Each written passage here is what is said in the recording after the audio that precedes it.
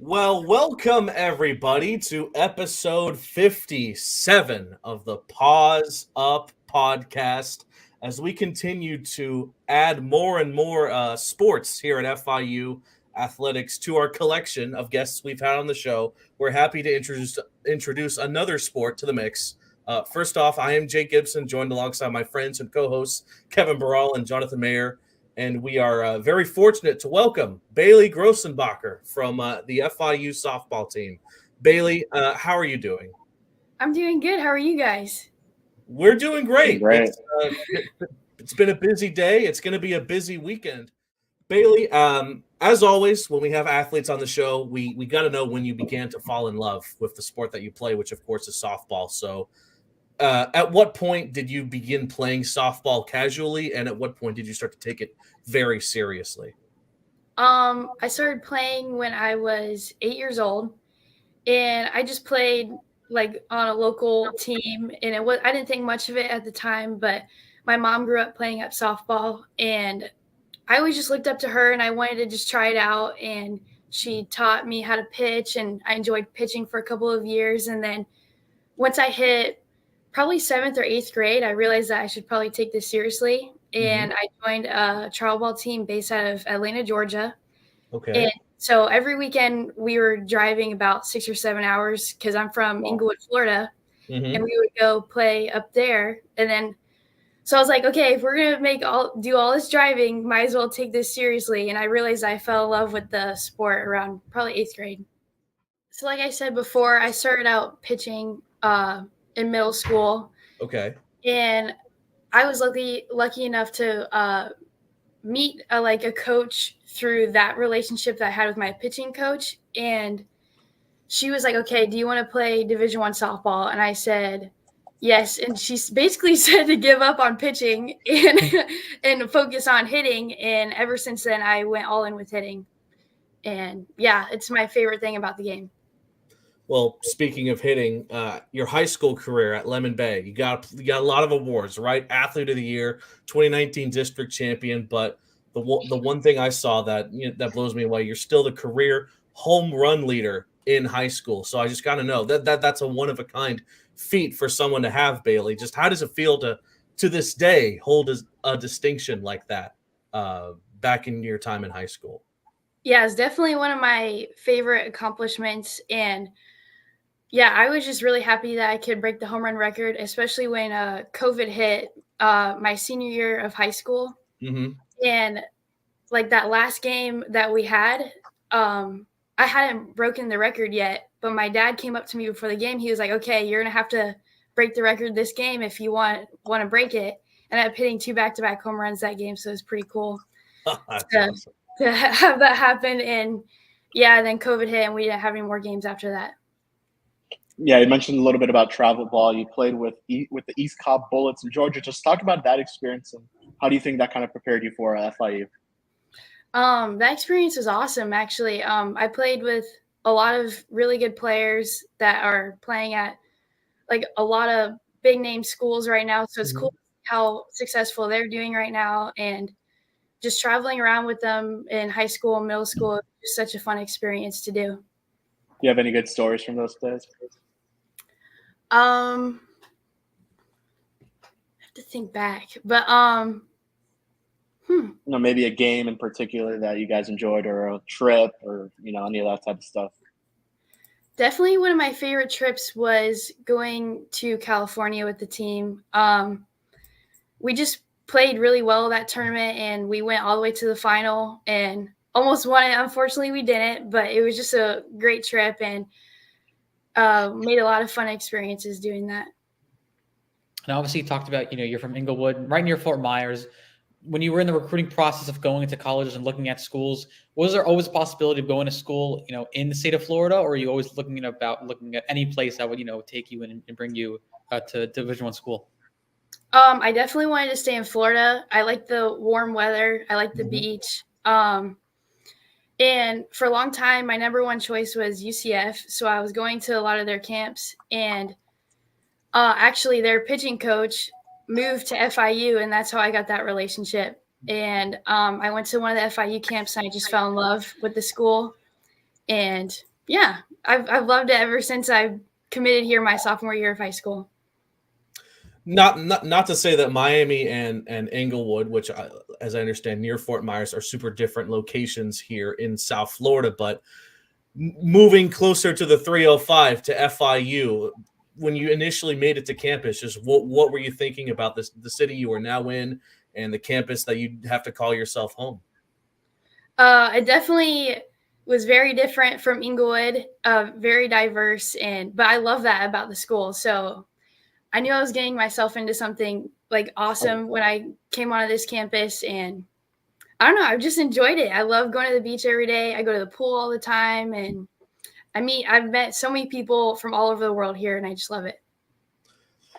Before we talk about the freshman season at FIU, I did kind of want to circle back to something you had talked about, which was COVID in your senior season at high school, I believe. Just talk a bit about how it was. Did getting recruited to FIU and other colleges, how big of an impact did COVID hit you as far as getting your talents and getting your skills out there to the rest of Division One?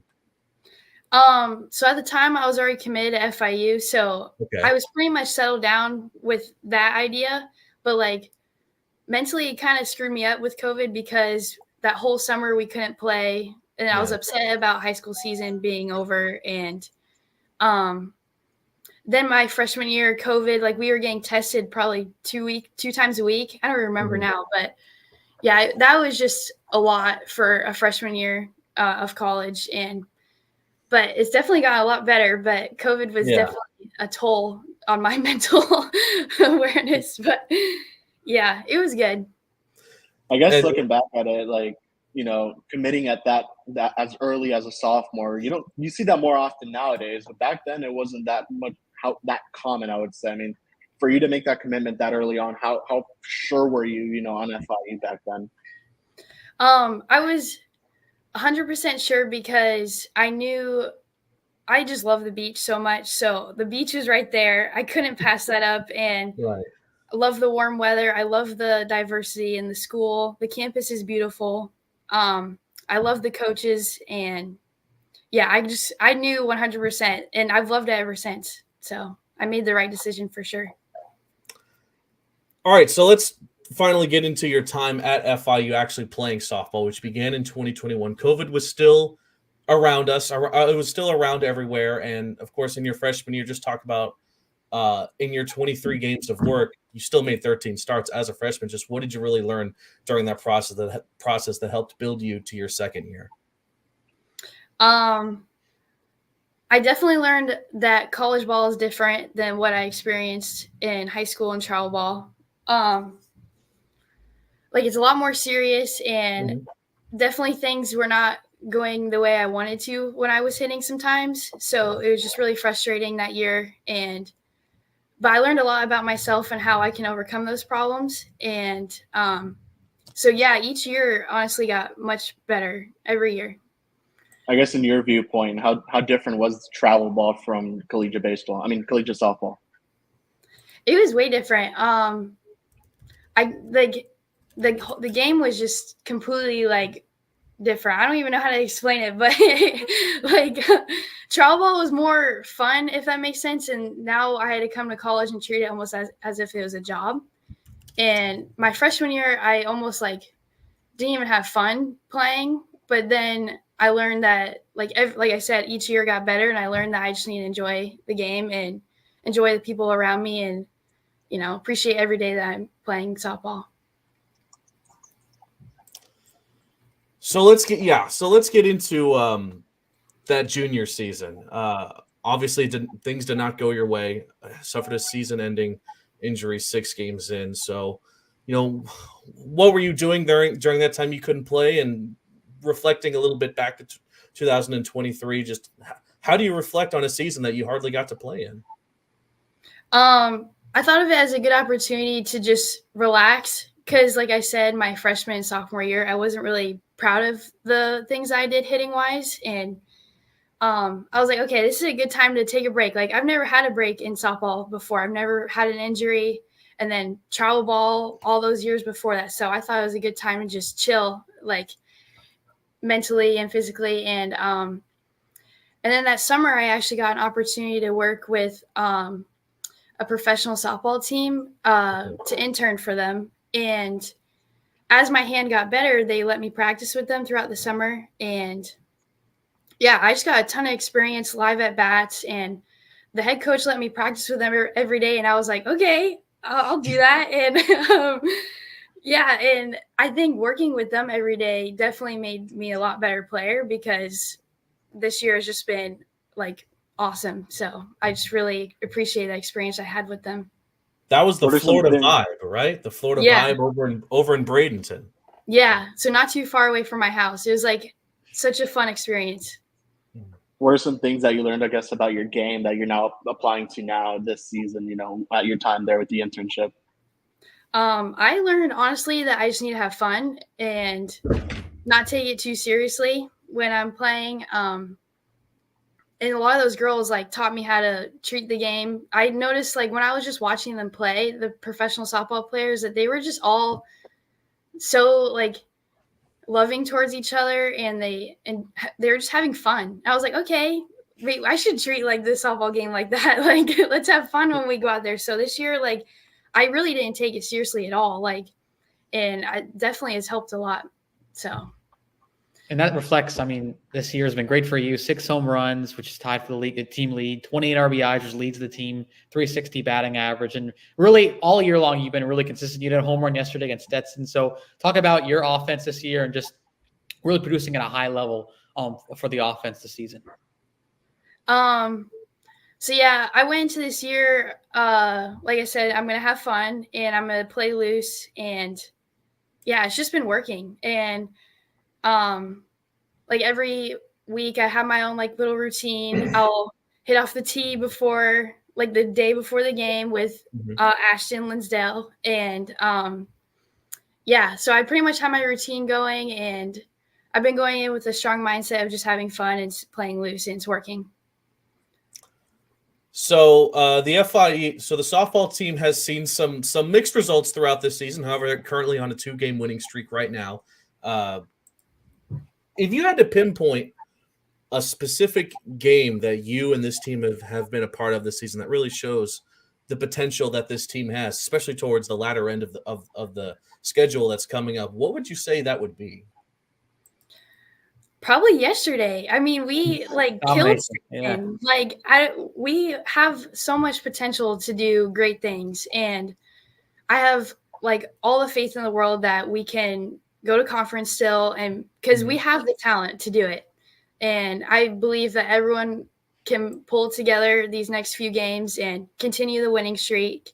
Yeah, but I think we're a good enough team to go to conference for sure. There we go. Yeah, 12-0 shutout, which was just cool to see yesterday for you guys. Yeah, that was an awesome game. It was. I mean, you don't want either better run rule and a shutout. I mean, doesn't get better. Yeah. Right? That's a hell of a combo.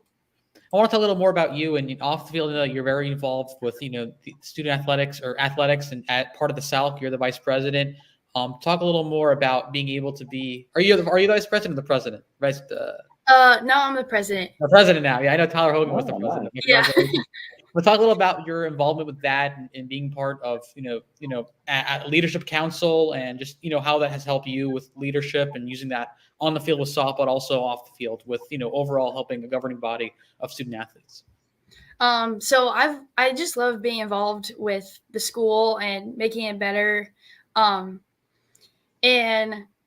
Tyler was the president at the time, and he asked me if I wanted to be vice president. And so I thought that was a perfect opportunity to get involved and just think of ways to get all the athletes to build relationships with each other. So what we did was the Operation Christmas Child community service project, which was pretty cool. And then our back to the beginning of the year school event, that was like a good way to get everyone together. But I just loved being involved because it's cool to make an impact with the school and somehow bring everyone together, because sometimes it's hard to build those friendships with other teams on campus. So I think like being involved in creating those opportunities like community service projects or events with the athletes, like it's just a cool way to like get involved and be in charge and help out. Something else that you've been a part of, which is, again, relatively exclusive, is being a representative of Conference USA, the Conference of Champions, if you will. To my knowledge, there are only 2 athletes from each university period that are chosen to be reps to the conference. So how did that opportunity get to you, and how have you been taking advantage of it? So Julie Berg, our athletic director, she called me one day and she was like, so do you want to be one of the Conference USA reps? I was like, sure, why not? And she sent me out to this conference in Texas. I've gone twice already. But there we learn about things that we can bring back from the conference leaders and like bring back ideas to use at FIU. And we have meetings probably twice a month and through Zoom. And in those meetings, we just talk about ways that we can bring back events or like do community service initiatives or other initiatives like the mental health awareness games.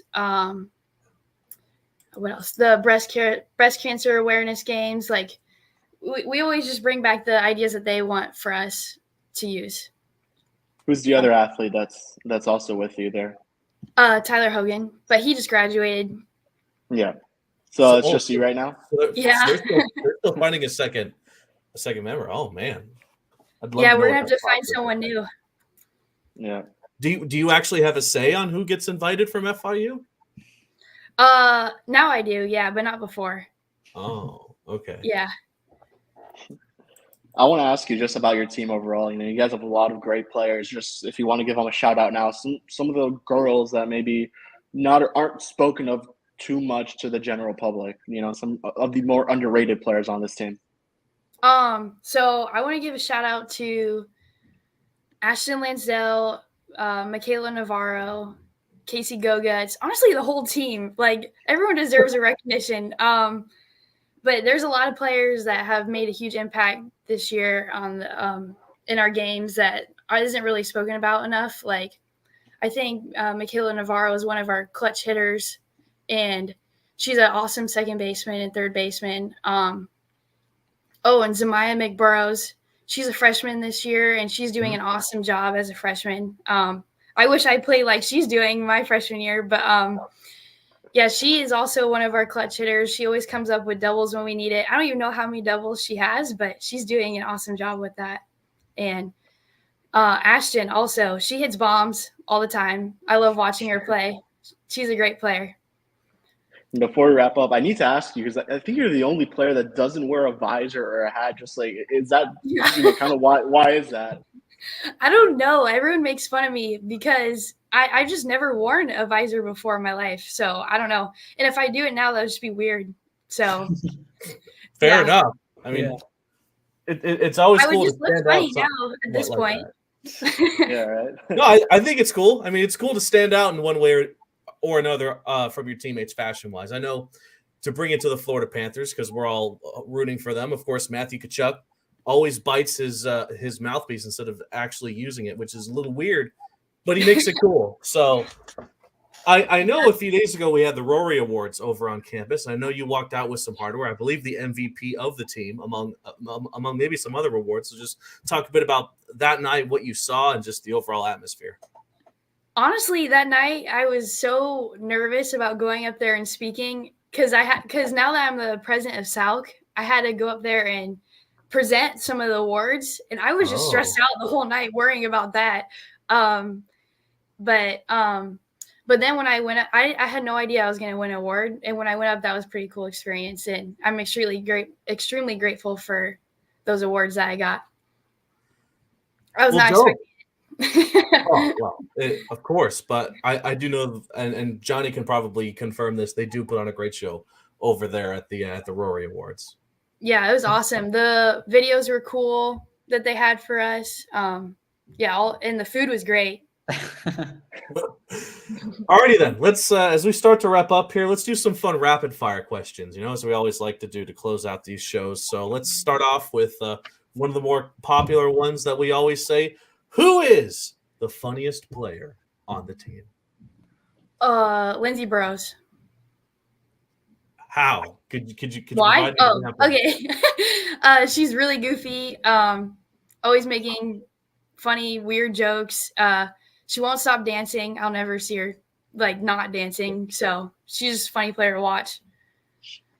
Alrighty. What's your favorite place to hang out on campus that isn't your dorm? Because all the athletes love to say that one. True. Either the cafeteria, you'll see me in there every day, or the pool. I go there all the time. Yeah. I got a unique question. I guess it's not as more rapid fire, but it's something I'm interested in softball. That's the only sport really where you get the cheering, you get the little I don't know, the little The phrases chants. in the dugout. Talk a little about that. That's really interesting. I think it's one of those things where you guys all rally together and you guys all have little sayings every time someone's up, at the plate or pitching. Yeah. Man, I'm not the person to ask on this one. I'm usually like the quiet kid in the dugout, but yeah, but I try my best. I'm just usually the quiet one. But our team gets rowdy, like really rowdy. They say some funny stuff that like I can't even repeat on here. But yeah, we have a lot of cheers that just very entertaining and definitely gets me riled up when I'm up to bat. Do you guys chirp at the other teams, or it's more just for some getting you guys hyped? It depends on who we're playing, but most of the time is to get us hyped. But if the other team, does something to fire us up, we'll definitely give it back. There you go. So who on the team is getting the aux and who is not getting the aux? Definitely Ashton Lansdell is getting aux. She has a fire playlist. There we go. Who is not getting aux? Probably me, to be honest. Oh. What's on your playlist? Yeah, I need to work on it. I'm just stealing songs from all of my teammates all the time. Okay. What does Larrabee have a playlist? Ooh. No, but he needs one. He definitely has his go-to song though that he plays before, like for our warm-ups every day. Okay. Do you guys know what I'm talking about? I think so. Yeah. Yeah. That's definitely like one of his favorite songs. Okay, I was wondering because every time you guys go out there for field warm-ups, that's the one that he plays. Yeah. Cool. Yeah. Now you and the rest of the team have traveled quite a bit all over the United States in some locations that are very different from that of Florida. What's the coolest atmosphere that you've got to experience outside of obviously here in the 305? Probably New Mexico State. That wasn't necessarily my favorite place, but it's definitely like the coolest because you saw like all the mountains in the background. That was beautiful. And then we were right near the border of Mexico, and I've never been in New Mexico before. So it was just a cool experience to see. But the elevation definitely got to us the first day. Like we were all like sniffling and getting headaches, but then we got adjusted the second day, and it was a lot better. Wow. I was at the elevation did something to the baseball team over the weekend. They had like 61 runs in New Mexico State. Yeah. They did. It makes a difference. Saw that. Yeah. Yeah. Well, speaking of the baseball team, how many of those games have you attended to go to see them, and vice versa? How many games has the baseball team gone softball wise? I've probably been to almost every home game, unless if we have games and I can't go, obviously, but like their midweek games I've been to. But no, they don't come to our games. They need to start coming to our games. Oh no! Calling them out. Oh wow! Calling them out. Well, you know what? They got some great matchups to choose. Obviously, coming up for the softball team, Sam Houston State arriving this weekend. So, hey, baseball guys, if you're watching this, well, they got a game. And I know you guys are. So better start making it out to some softball. I've seen a few come, but not too many. Not too much. Not too many. All right. Before we wrap up, we always ask this to every athlete: who on the softball team should we have next on the podcast? Ashton. Yeah, she's definitely a good person to interview. She has a really cool background with her baseball experiences, and just her traveling around the world and doing stuff with that. So she'd definitely be a great person to interview. Ashton's been your answer for like 3 questions now, so I think it's a bit obvious who we got. Yeah, she's a great teammate. I love her. Alrighty, so as we always do, before we wrap up, if you have anything you'd like to say to the fans, to FIU, to anybody, the floor is now yours. I just want to give a shout out to my teammates. You guys are awesome. And man, who else do I shout out? Oh, Coach B, Coach Myers, everyone else that's part of the softball program. I just want to give you guys a shout out. Fair enough. So, all right, Bailey, it's been a fun one. Can't thank you enough for stopping by, talking some softball with us. And yeah, good luck in your upcoming weekend series as the Panthers take on the Sam Houston State Bearcats starting tomorrow at 6 o'clock over at the Felsberg Field. So be there, looking at you baseball players. And that series, by the way, will continue to Saturday at 1 o'clock and then Sunday also at 1 o'clock. The Sunday game is televised on ESPN+. So again, Bailey, thank you so much for spending some time with us today. Thank you for having me. It was fun.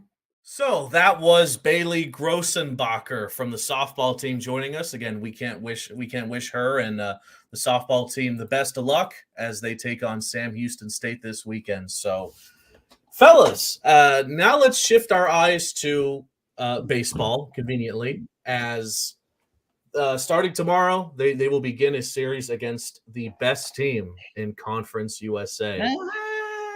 Not really. They're a controversial take, but you know what? They have the hardware to prove it. They do have the hardware. So it's the Dallas Baptist Patriots in what arguably could be the biggest series, let alone home series, that FIU will have for the remainder of the season. It's been something of a wild ride for FIU baseball, but as of recently, they've played some of their best ball, especially offensively. And Bailey had talked about the elevation difference in that of Las Cruces, New Mexico. And maybe that really did have an impact on the Panthers, who just absolutely obliterated New Mexico State. They currently have a 4-game winning streak. They're 23-17, 10-5 in Conference USA. So things are looking up for the Panthers as they start to close out the regular season. So like I said, I think this is the biggest series thus far for FIU baseball. And who knows, it could be a potential preview for a matchup we see in the CUSA tournament. No, it really is. I mean, you look at where they are like for FIU, they're third in the Conference USA standings with a 10-5 record. The 2 teams above them with La Tech and Western Kentucky. Well, Western Kentucky is in first, La Tech in second. FIU has played those teams, and they have the series advantage over them. And right now for FIU, you have a Dallas Baptist team who is 7-5 in conference. They're still a really good team, but haven't played up to the standards in conference play. You have a chance to maybe take a series. It'll be a difficult one, but you have a chance to take a series against them. You have Liberty and Sam Houston. All those 3 games series are, you don't know what's going to go on. But if FIU is able to take a series, the next 3 opportunities, they have a prime opportunity to have a chance at not even a regular season, obviously that's a top 2 seed, but a regular season championship title that they have to have in Conference USA. So right now, FIU is in a really, really good spot. But yeah, you said it, Jake. It's a huge series this weekend for FIU, and really, trying to make some noise because they had a really good weekend in New Mexico State. You want to carry it over back at home this weekend. Yeah, for sure. And I mean, this is not going to be an easy series for FIU whatsoever. No. This Dallas Baptist team, if you thought FIU hit a lot of home runs, Dallas Baptist is one of the best in the nation in home runs, and they currently lead the conference with 67 home runs. And thankfully, FIU is just right behind them at 58. But again, lead the conference in slugging percentage. Their pitching has to be some of the best in Conference USA. And we'll talk about one of them, but they have the lowest ERA in Conference USA. They are a very well-rounded team. And I think Johnny mentioned that, they may not be at the top of Conference USA, but this was a team just last week who was in the top 25 of the NCAA power rankings, and they were as high as, I believe, 15 or even in the top 10. 7. Yeah, exactly. Yeah, they're a very, very good team. And, I was talking to Johnny about this yesterday. This is a team that has multiple guys that will probably get drafted. One of them who they will face on Friday, Ryan Johnson. That guy's an absolute maniac, but in a really good way. And it's not going to be an easy test for the Panthers, but I think you said it, Jake. They're coming off a very good series against New Mexico State, and I think the biggest thing will be just the adjustment from an elevation stadium like New Mexico State, coming back to FIU, which for the most part is primarily a pitcher-friendly ballpark. But again, you have to tell yourself how much of the offense are you really going to get. You know, the Panthers still lead the conference in batting average, which is great to see. They're also, you know, at the top in on-base percentage. So they're a very good team, and they got to show it, and they got to show quick adjustments, especially on Friday night. You know, it's a bit funny. I didn't even acknowledge the fact that there was an elevation difference before Bailey had mentioned it only a few minutes ago. But yeah, by the way, this is the I believe this will be the the third time that FIU will take on Dallas Baptist, who, again, a brand new team to Conference USA. They were added in the midst of all the teams leaving and all the teams coming in. For those who don't know, UTEP does not have a baseball team, so Dallas Baptist was kind of the answer to that for Conference USA baseball-wise. Been a great addition. They've been a phenomenal addition, even better than I'm assuming what the higher-ups of Conference USA even thought they would be when they put them into this conference. But anyway, they dropped 2-3 last year against Dallas Baptist. However, that was, of course, in Dallas. Now they'll have to head to the 305. Funnily enough, FIU took on Dallas Baptist all the way back in 2004 in a 3-game series. So it runs deep, surprisingly enough, between the Panthers and the Patriots. But still, the teams have changed, obviously, a lot since 2004, but even more since last year, as the Panthers had an amazing offense last year. But so far this season, this may be the best batting lineup we have seen FIU baseball have in years upon years upon years. What they were able to do against the Aggies, and again, elevation talk, blah, blah, blah, but they have still consistently put up 4, 5, 6, 7 runs per game. And I think that was capped off with back-to-back 18-run games against the Aggies, which is absolutely insane. And obviously, we'll talk a bit more about that later, including Newsbreak, but Armando Becerra having the cycle for the Panthers, the first since 1980. Just an absolutely unbelievable achievement for him, and just sort of an amalgamation of how hot this offense has been even before the New Mexico State game. Yeah. Oh, you can go, Kevin. Yeah, I mean, you look at last year's lineup, and that was a damn good lineup. I mean, you had Mikey Rosario, you still had Steven Undina for as long as he played there before his injury. You saw Alex Sanchez, Ryan Guida with 50 RBIs, and he has a chance to kind of get to that record, to his personal career high again. I mean, that was a damn good lineup, and a very hot Henry Wallen at times. I mean, it was a good lineup, but I think you said it best, Jake. I mean, a lot of people doubted the Panthers. They had them, I believe, Johnny, you're going to have to correct me here. I think they had them third to last in the conference for baseball. Second to last, even worse. And FIU has been proving everyone wrong. The pitching has had its ups and downs, but there's one thing that's been steady with this team. It's been the offense. I don't think the Panthers have been shut out this year at any point. So I may be wrong with that, but they've been a damn good offense. I'll double check that just to make sure, but I do think you're correct there. By the way, I think we literally talked in that episode with Ryan Guida. We had talked about that, and Ryan himself said, well, they're not going to be ready for what's coming. And they were – the stats specifically, they said we were going to be second to last behind New Mexico State. And really FIU has, I think, I even talked, with people, behind the scenes, and they told me that really – it came down. No one knew what this team was. Everyone saw they had so many new additions besides Ryan Guida. You have a guy on Brylan West, a Keyshawn Fred, an Austin Deering, a Jeff LaCory. Nobody knew who these guys were. And they kind of made their first initial thoughts, say, hey, this team has a lot of new additions, not a lot of returners. We'll place them here. But you see how much this team has gelled together, and they're playing great baseball at the right time. You see how well this offense is.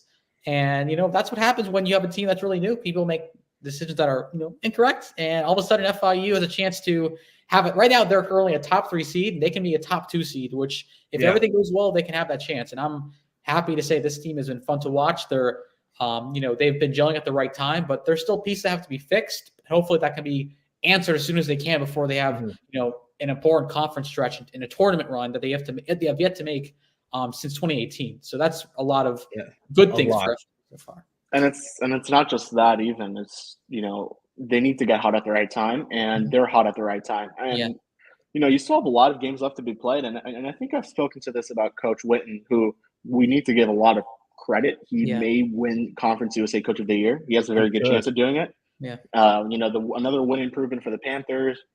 As you said, Johnny, first time since 2018, they're probably going to lock themselves. They will lock it up. Yeah, at this point. Yeah, they should. Actually, quickly, Johnny, what are the clinching scenarios there? Are there any this weekend? It's a little too early. It's too early. Okay. Because fun fact, so a lot of the teams in this league will be playing their final weekend. FIU will be on a non-conference schedule. So essentially, we'll finish our conference late, and we won't know our scenario until we finish against Iowa. So it'll be one of those weird weekends where it's kind of out of our hands. We'll just play Iowa, and that's it. So we won't know anything until that Sunday after we finish a 3-game set against Iowa. So a lot of things can happen, but at this point for FIU, I think you have to think about your fate's out of your hands. Just win as many games as you can. Take it serious. Yeah. By the way, to fact check what Kevin said earlier, they have not been shut out in a game this season. There have been 3 instances where they were limited to just 1 run scored. The series finale against Notre Dame, the opening game against FAU back in March, as well as their 1-0 win over FAU back in mid-April. So they have not been shut out yet this season, which is absolutely absurd. They were I don't think were they shut out last year? I remember having a discussion about this with Jonathan Mayer. They may have been shut out once or twice this last season, but this is the team that just does not get shut out that much. So and kudos to them.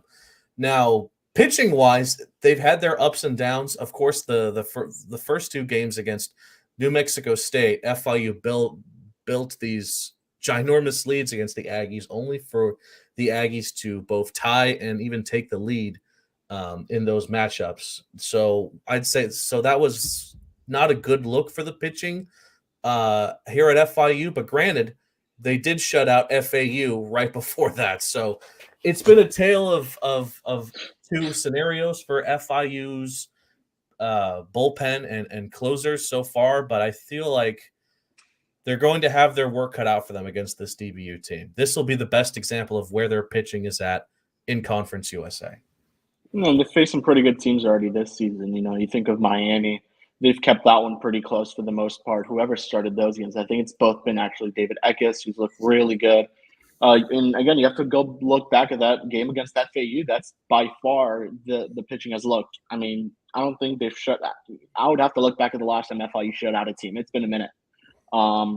And you look at what Orlando Hernandez has done. I know Johnny made a nice, cool video about him. Ryan Kabarkis was just placed on the national watch list for one of the top relievers in the nation. He's been excellent. Zach Lampton's come out of nowhere and really put a name and put a stamp on that bullpen, especially in that closing situation. I mean, you've got to give credit where credit is due. There's times his pitching has looked really good. Mm-hmm. And, the starting pitching still has its ways to go. Cameron Knox has looked really good for the most part. But again, Joel Pinero's had his ups and downs, but he's been one of the more consistent guys on that team. Owen Puck, I know he started that Sunday game. He's looked good at times. I know he's been dealing with the Tommy John stuff coming back. He also dealt with a little flare up there, but there's reason to think that he's going to kind of get it going at some point. He's looked really good. You look at that game against FAU, he was really good. So, I mean, this pitching has looked good at its moments, and hopefully they get hot at the right time. And that's really what this Conference USA tournament's going to be about. You win 2 games, I think you're in. So, or 2 in the championship game. And after that, if you win that, you're going probably to the University of Miami to play a couple of games. By the way, FIU has only been out. Yeah, never mind. What, Johnny? I don't know if you can put Miami in that realm anymore. I mean, that's no, dude. They've kind of fallen off the cliff. You're right. That's not what we're talking about. We're talking about the hosting site.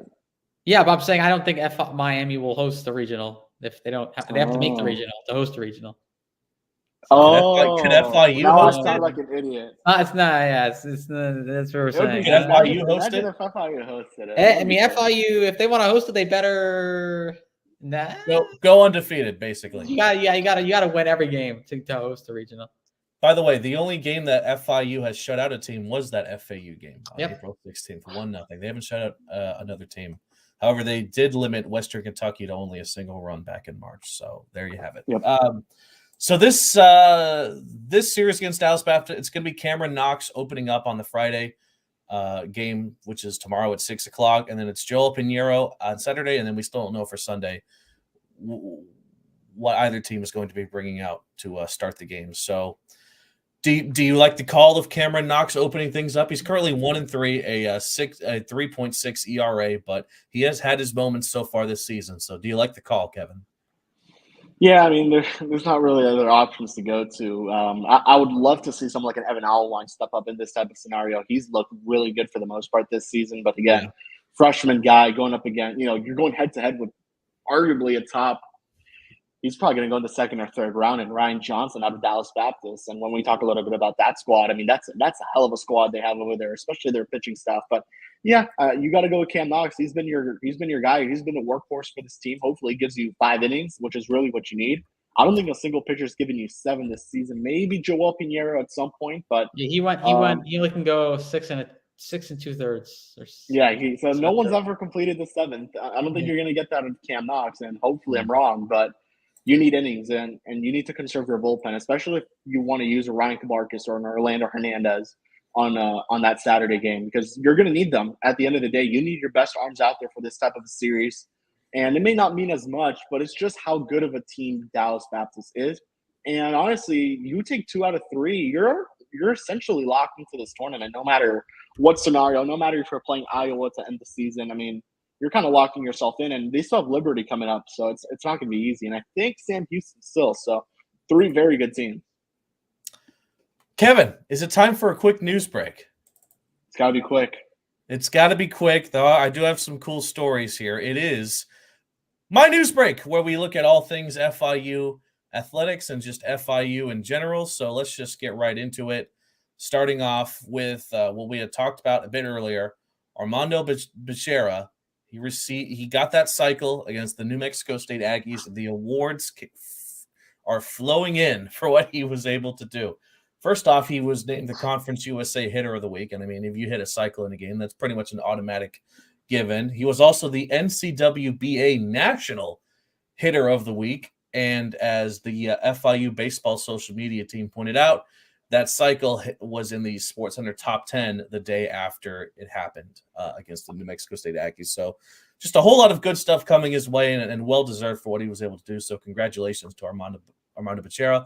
Again, the first cycle since 1980 for the Panthers. Back then, they were still the Sun Blazers. So let's move on now to tennis, and not even just the fact that they're back-to-back Conference USA champions. It's the fact that this past weekend they had an official ribbon opening for the brand new tennis courts on campus. Everyone was there. The president, Scott Carr, everyone was there to welcome in the brand new facilities for the tennis players to use. And of course, they got that sneak peek when they were able to defend their Conference USA championship not that long ago. And of course, we provided coverage for most of that tournament as well. So again, congratulations to them, and hope they the good times keep going for the women's tennis team in their brand new courts. So next up is beach volleyball, who, of course, since we're on the topic of Conference USA tournaments, they beat Missouri State in the first round of their Conference USA tournament, and will take on the FAU Owls on Friday,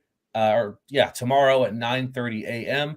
They are the 3rd-ranked seed. FIU is looking to once again continue their absolutely dominant season so far. They're 21-9 overall, 4-1 in the conference. It's been a good year for them, so we, of course, wish them the best of luck as they look to bring home another Conference USA title. And, of course, the NFL draft is tonight, so, of course, keep an eye out for players from FIU, such as, of course, Donovan Manuel, who had private workouts for both the Miami Dolphins and Atlanta Falcons. He is just one of many players all around the country that's looking to be drafted. It might not happen tonight, but it could happen in the next couple of days as a team looks to get one of the better players that the FIU's defense has had for quite some time. Forced fumbles and a season record, among many other things that he was able to do this season. So best of luck to Donovan Manuel as he looks to make it to the big leagues in the NFL. So that was your quick look at Newsbreak. So, there we go. So let's talk a bit about the Dallas Baptist Patriots. They have the best combined ERA of any team in Conference USA right now, 3.89. That's kind of insane. FIU has a 5.41, which is not bad. The Conference USA statistics also point to them having the best overall fielding in the conference. So their pitching rotation, you had mentioned it. They have some major league level ball players in their pitching rotation, and they have some solid batters as well. Who are some of the players that we really need to be keeping eyes on as FIU takes on tomorrow? Yeah, I mean, it starts with Ryan Johnson. But, I was talking with some of the baseball guys today, and they're saying that he can be a first-round pick. I mean, just from the standpoint of his numbers, 2.02 ERA, over 100 strikeouts in 71 innings pitched, 2 complete games. He tied his career high in strikeouts last week against St. La Tech, 15 Ks in 6 1/3 innings of work. I mean, this guy is an animal. If you watch him, his mechanics are so unique. Yeah. It all starts with the Friday night guy. So he's somebody that I'm really interested to see how FIU attacks because he's been just dominating all year long. So FIU has some work up their hands tomorrow. And then offensively, I mean, you got a lot of, solid studs like a Grant J, who I think will be another, impactful draft pick next year. He's a sophomore. A guy like Miguel Santos, who's a good, veteran. Clayton Krause, who is another really solid hitter who leads the team in RBIs and homers. They have a lot of studs, and I think what makes them so unique is they have a lot of guys offensively that can do a lot of different things. You have a guy that can hit doubles, guys for power, guys for contact, which makes them really, really solid. And I think it's going to be a fun series to see for FIU, and I'm excited to see how they're able to attack against a very solid Dallas Baptist team that has made regionals 9 out of the last 10 years. So it'll be fun this weekend. Yeah. Yep. Dallas Baptist is as we mentioned, very good opponent currently. 28-11, an 8-6 record on the road, so not a whole lot can be said for their ability to win on the road. 8-6 isn't bad. 7-5 in the conference. They've had some mixed results as the rest of the teams in Conference USA get better and sort of match what they were able to do last season. So, man, it should be a fun series. I know I'll be there for the Friday game. Kevin, will you be able to make one of the games? No. I'll be watching. I'll be watching on ESPN. You'll be watching. So. Tomorrow's game is at 6:30 p.m. First pitch. It's over at the FIU Baseball Stadium. Saturday is at 5 o'clock, and then Sunday is at noon. The Friday and Saturday games you can watch on ESPN Plus. The Sunday game will not. However, definitely make it out there because running out of home games for FIU baseball. So if you haven't made it out to the 305, the baseball field here on campus, then now would be a good time to do so. So their next home game after this will be when they host Sam Houston State in May the 10th. So it's going to be a hot minute. So, alrighty, but you have the University of Coral Gables not too far off there, and that's technically a home game. It is technically a home game. That is on May 14th. It is the last home game of the regular season. So, yep, lots to look out for. Left, so. Yeah. Alrighty then, fellas. Fun episode again.